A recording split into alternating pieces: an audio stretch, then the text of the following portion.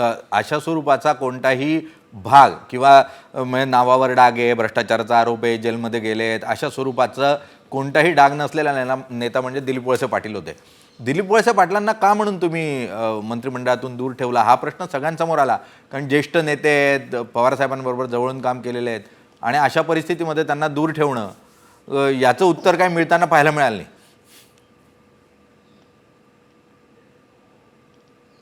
एक असं आहे की त्यांच्या ज्येष्ठत्वाचा आदर आम्हाला सर्वांना नक्की त्या ठिकाणी आहे. पण शेवटी नवीन नेतृत्व ज्यावेळेला महाराष्ट्रामध्ये तयार करायचं असतं, आता आम्हाला सहभागामधल्या मंत्र्यांची संख्या मर्यादित आहे, 9+1.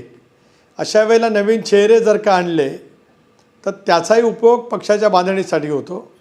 दिलीपरावांचा प्रदीर्घ अनुभव विधिमंडळ कामकाजाचा, मंत्रिपदाचा, विधानसभेचा अध्यक्ष म्हणून या कामकाजाचा, संघटन कौशल्याचा उद्याच्या कालावधीमध्ये आम्ही नक्कीच अशा पद्धतीने उपयोग करून घेऊ की महाराष्ट्रामध्ये आगामी येणाऱ्या स्थानिक स्वराज्य संस्थांच्यामध्ये राष्ट्रवादी काँग्रेस पक्षाची प्रभावीपणाची भूमिका राहिलेली पाहायला मिळेल. तो एक चर्चा आहे सहकार चळवळीमधलं त्यांचं ज्ञान अतिशय मोठं आहे.